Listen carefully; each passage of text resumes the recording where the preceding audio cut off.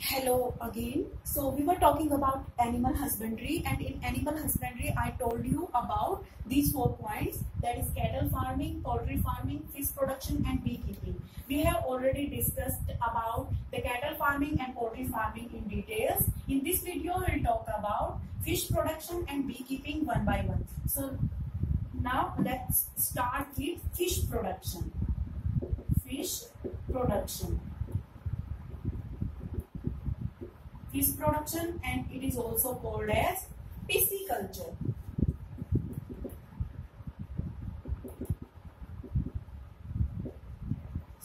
तो हम जैसा कि हम जानते हैं कि फिश जो है वो एक इजी और चीप सोर्स होता है प्रोटीन्स का, एनिमल प्रोटीन्स का फॉर अस.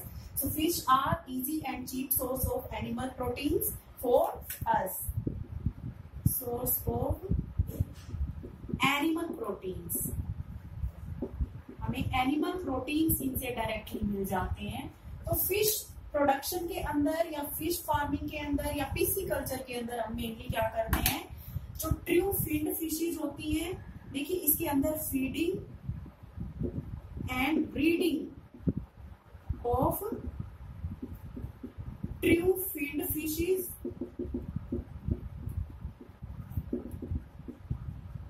एंड जो शेल फिश होती हैं,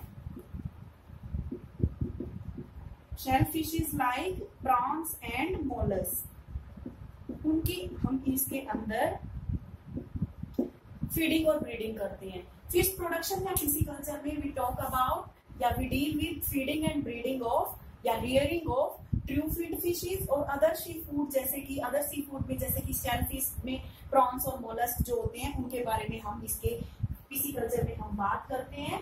अब पिस्सीकल्चर जो है वो दो तरीके से किया जा सकता है, एक कैप्चर फिशिंग, एक कल्चर फिशिंग. अब इनमें डिफरेंस समझिए आप क्या होता है. Capture fishing and culture fishing. तो देखिए, एक तो जो नेचुरल वाटर सोर्सेज होते हैं, नेचुरल वाटर रिसोर्सेज होते हैं, उनके अंदर फिश को कैप्चर करना, जैसे कि सी में और ओशियन में, इन सीज एंड ओशियंस, उनके अंदर हम फिश को कैप्चर करते हैं और उसको हम फूड की तरह यूज करते हैं. तो वो हो गया कैप्चर फिशिंग. कल्चर फिशिंग के अंदर जो फ्रेश वाटर के अंदर फिश जो है उनकी रियरिंग हम करते हैं. Rearing of fish in fresh water artificial sources. Fresh water के अंदर जो है हम फिश की रियरिंग करते हैं, इनकी ब्रीडिंग करते हैं, इनकी फीडिंग करते हैं. इस तरीके से फिश कैप्चर जो होता है वो दो तरीके का होता है, capture fishing and culture fishing. अब हम आगे बात करते हैं, एक और तरीके से मैं इसको क्लासिफाई करती हूँ, marine fishery and inland fisheries. इसमें क्या डिफरेंस होता है ये भी आप समझिए. मैराइन फिशरी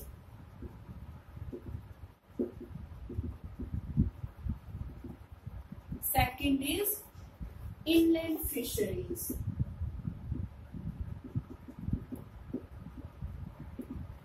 मैराइन से क्या मतलब होता है, मैराइन वाटर हम किसे कहते हैं, सी और ओशियन के वाटर को हम मैराइन वाटर कहते हैं. तो सी और ओशियन के अंदर इंडिया की जो कोस्ट लाइन है, Indian coast line,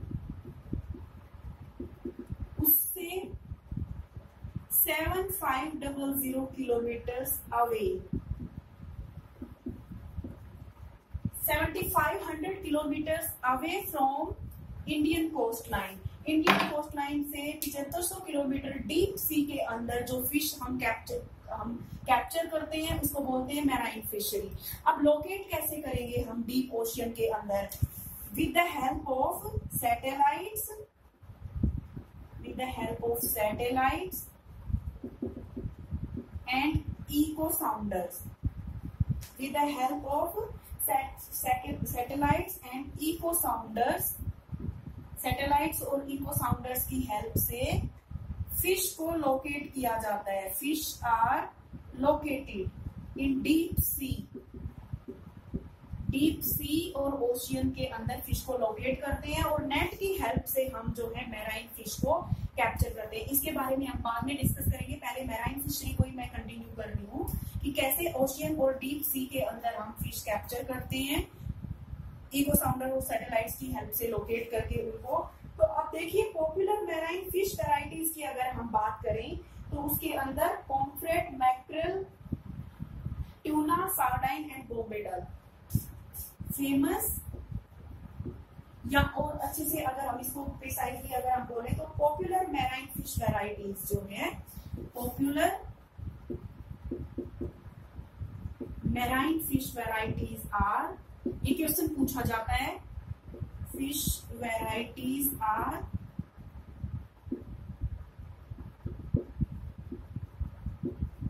marine fish varieties are pomfret, Bombay duck, sardines, tuna, mackerel. तो अगर आपसे क्वेश्चन पूछा जाए कि name some marine fish varieties, कुछ मैराइन फिश वैरायटीज के नाम बताइए, तो आप उसमें बता सकते हैं tuna, sardines, Bombay duck, mackerel होता है, पॉम्फ्रेट होती है। ये सारी मैराइन वैरायटीज है जो हम ओशियन से और सी से हम ऑब्टेन करते हैं। इसके अलावा कुछ मैराइन फिश हैं जो हाई इकोनॉमिक वैल्यू की होती हैं, जिसके अंदर भेटकी, पर्ल ऑयस्टर, पर्ल मसल्स आते हैं। देखिए हमने अभी बताया कि फिश प्रोडक्शन हम किस लिए करते हैं, फिश फार्मिंग हम किस लिए करते हैं, क्योंकि फिश जो होती है वो एनिमल प्रोटीन का रिच सोर्स होती है। लेकिन कुछ ऐसे भी केसेस होते हैं जिसमें हाई इकोनॉमिक वैल्यू होती है, यानी फूड की तरह ना यूज करके कमर्शियल पर्पज के लिए फिश फार्मिंग की जाती है। इसके अंदर हम किसको यूज करते हैं, इसके अंदर हाई इकोनॉमिक वैल्यू में हम शेल फिश को यूज करते हैं, mainly pearl oyster. Pearl oyster को हम इसके अंदर यूज करेंगे। पर्ल ऑयस्टर की फार्मिंग हम करेंगे ताकि वो हमें पर्ल प्रोवाइड कर सके। मुलेट्स और भेटकी इसके अंदर आते हैं। तो अभी जो मैंने जस्ट नाम लिखे थे आपके सामने, ट्यूना, सार्डाइन, बॉम्बे डक, वो सब फूड की तरह यूज किए जाते हैं। मुलेट्स, भेटकी, पर्ल ऑयस्टर, इन सबको हम इसलिए यूज करते हैं क्योंकि इनका कमर्शियल वैल्यू होती है, इकोनॉमिक वैल्यू होती है। तो इस तरीके से हमने बात की मैराइन फिशरी के बारे में।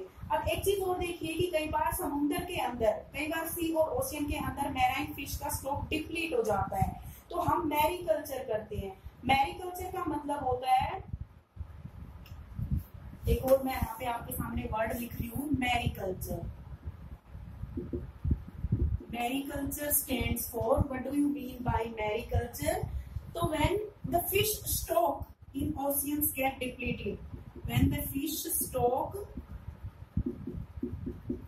in oceans get depleted, जब वो डिप्लीट हो जाता है तो उस समय हम क्या करते हैं, ये जो मैराइन वैरायटीज है इनकी हम कल्चरिंग करते हैं।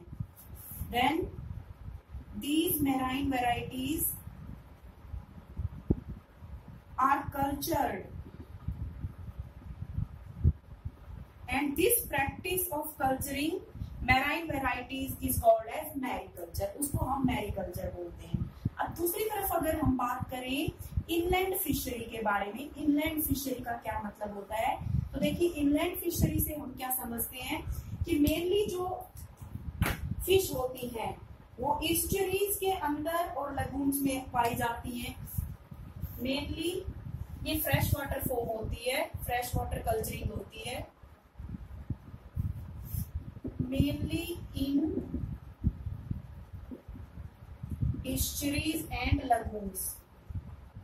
ईस्चरी वो जगह होती है जहां पे एक रिवर सी या ओशियन में जाके मिलती है। तो मेनली ईस्चरीज और लेगून्स के अंदर more fish varieties are present, ज्यादा फिश वैरायटी जो है वो प्रेजेंट होती है। अगर इनके अंदर हम फिश को कैप्चर करते हैं तो वो कैप्चर फिशिंग होगी एक तरह से, कि फ्रेश वाटर से हम कैसे कैप्चर फिशिंग कर सकते हैं। लेकिन क्या होता है कि पॉन्ड्स और कैनाल्स के अंदर rearing of fish in Pond's and canals, उनके अंदर हम जब रियरिंग करते हैं तो उसको हम बोलते हैं इनलैंड फिशरी। इनलैंड फिशरी के अंदर हम फिश की डिफरेंट वैरायटीज को ग्रो करते हैं, पॉन्ड्स के अंदर और कैनाल्स के अंदर, यानी कि एक तरह से फ्रेश वाटर सोर्सेज के अंदर हम ग्रो करते हैं। अब देखिए इनलैंड फिशरीज में ही एक स्पेशल टाइप है जिसको बोलते हैं कंपोजिट फिश कल्चर। ये बहुत इंपॉर्टेंट चीज है, composite fish culture. Composite fish culture का क्या मतलब होता है? कंपोजिट फिश कल्चर का मतलब होता है फिश को या तो दूसरी फिश के साथ ग्रो करना, कल्चर करना, या फिश को क्रॉप्स के साथ ग्रो करना। तो हम कई बार देखते हैं, इसमें एक एग्जांपल तो हो जाएगा पैडी फील्ड के अंदर, paddy field plus fish culture, यानी कि दो प्रैक्टिस एक साथ की जा रही है। यहाँ पे क्रॉप भी ग्रो की जा रही है और फिश की भी कल्चरिंग की जा रही है। दूसरा कंपोजिट फिश कल्चर का एक मतलब होता है more than one species of fish, एक से ज्यादा फिश की स्पीसीज को हम एक साथ कल्चर करें।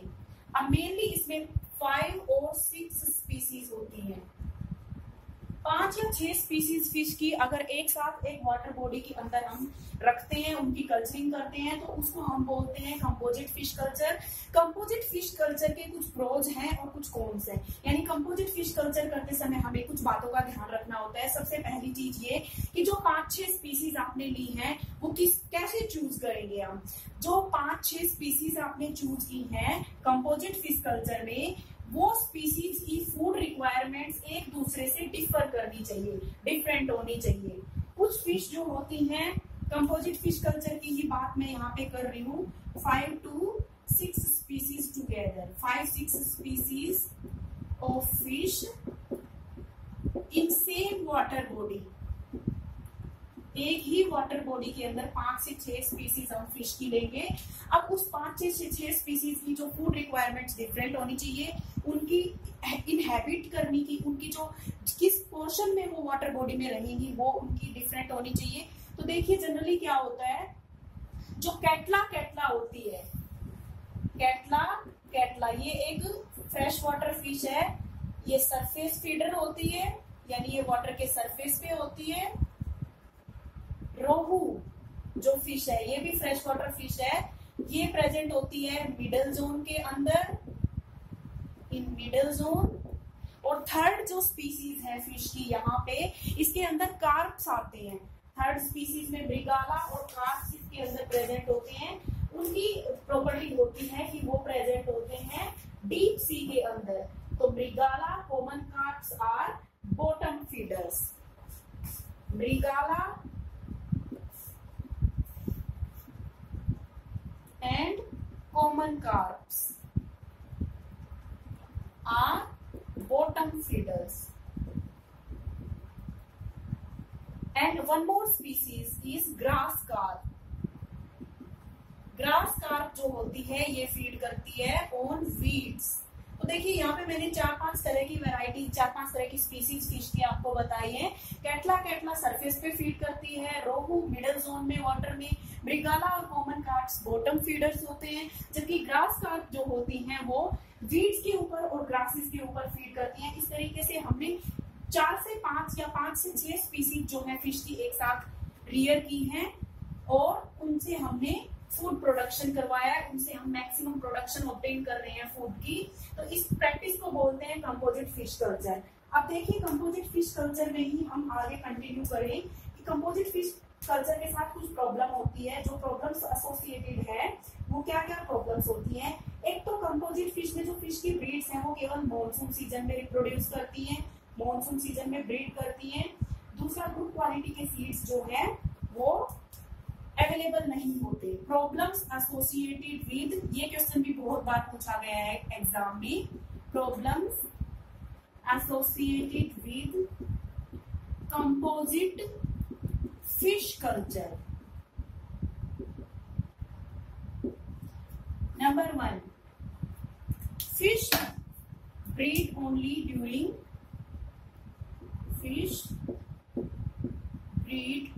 ड्यूरिंग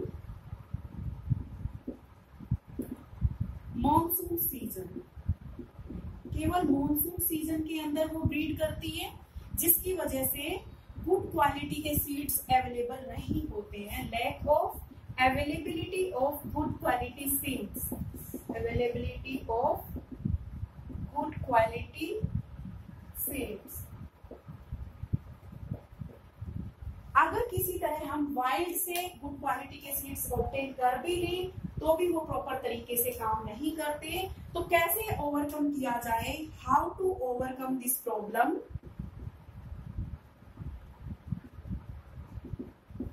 यहाँ पे सीड्स का क्या मतलब है, यहाँ पे सीड्स का मतलब है फर्टिलाइज्ड एग जिससे नई फिश फॉर्म हो सके। इस प्रॉब्लम को कैसे ओवरकम किया जा सकता है, इसको हार्मोनल स्टिमुलेशन के थ्रू ओवरकम किया जा सकता है। इसको मैं फिर से रिपीट कर रही हूँ एक बार आपके सामने।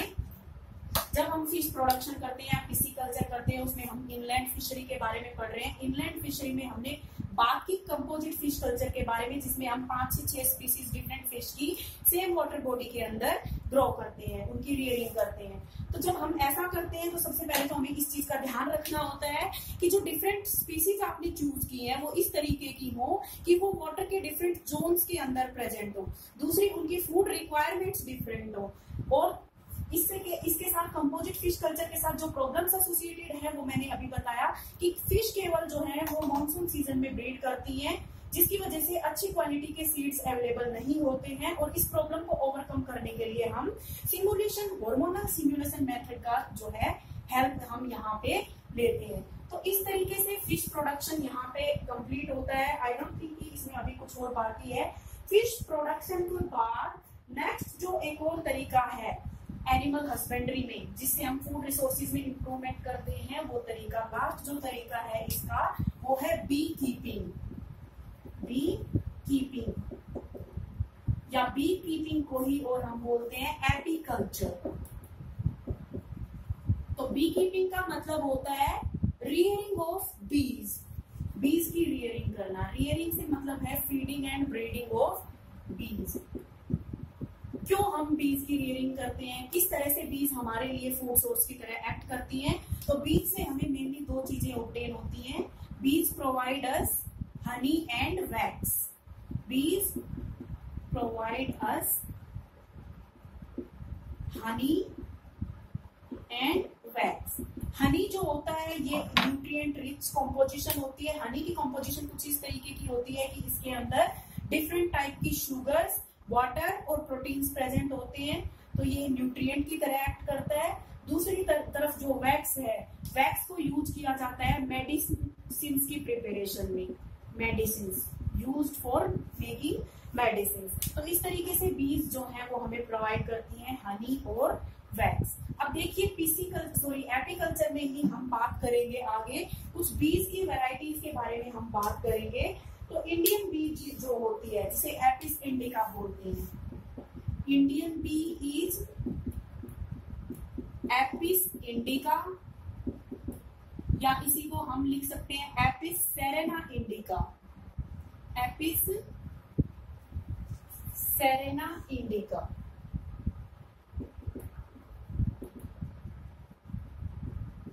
इन सबको हमें अंडरलाइन करना होगा क्योंकि ये साइंटिफिक नेम्स हैं। लिटिल बी जो होती है ये इनके डोमेस्टिक नेम्स हैं, ये इनके बायोलॉजिकल नेम्स हैं, नॉर्मल पेट नेम्स हैं। और इधर जो मैं लिख रही हूँ राइट साइड में वो इनके हैं साइंटिफिक नेम्स। तो लिटिल बी जो होती है वो एपिस फ्लोरे होती है। इसको आप ए भी लिख सकते हैं, सिर्फ Apis फ्लोरे। And rock bee is Apis dorsata. तो ये 3 इंडियन वेराइटीज हैं बी की, Apis indica, Apis flora and Apis dorsata. एक इटालियन वेराइटी है जिसे हम इटालियन बी भी बोलते हैं, इसका नाम होता है एपिस मेलिफेरा। सो कॉमर्शियल लेवल पे अगर हनी प्रोडक्शन हमें करना है तो हम इटालियन बी को की रियरिंग करते हैं। For commercial honey production we rear Italian bee that is Apis mellifera। अब एपिस मेलिफेरा के अंदर क्या ऐसी कैरेक्टरिस्टिक्स हैं कि हम एपिस मेलिफेरा को ही कमर्शियल हनी प्रोडक्शन के लिए यूज करते हैं। तो एक तो इसकी जो हनी को कलेक्ट करने की कैपेसिटी है वो हाई होती है, दूसरा ये कम स्टिंग करती है, और तीसरा जो है ये बी हाइव्स में लॉन्गर पीरियड के लिए रहती है। What are the characteristics of Apis mellifera which are responsible for it being the commercial honey bee. तो नंबर 1 इसके अंदर मैंने क्या बताया आपको, more capacity of honey collection, more capacity of honey collection. Number 2 is stings less, यानी easy to handle.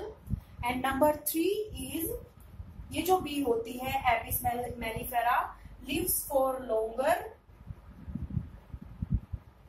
In bee hives. Bee hives के अंदर ये ज्यादा समय तक रहती है, इसलिए इसको हम कमर्शियल हनी प्रोडक्शन के लिए यूज करते हैं। अब हनी की क्वालिटी कैसी होगी ये किस बात पे डिपेंड करती है, हनी की क्वालिटी डिपेंड करती है कि किस तरह के फ्लावर्स से नेक्टर कलेक्ट किया गया है। The flowers from which nectar is collected, ये डिसाइड करते हैं the quality of honey। अब देखिए एक छोटी सी चीज मैं और आपको एपीकल्चर में ही बता देती हूँ। किसी भी बी हाइव के अंदर, यानी बीज की फैमिली के बारे में हम स्टडी कर रहे हैं यहाँ पे। In a bee hive, in any bee hive only one queen, एक क्वीन होती है जो कि 2 तरह के एग प्रोड्यूस करती है।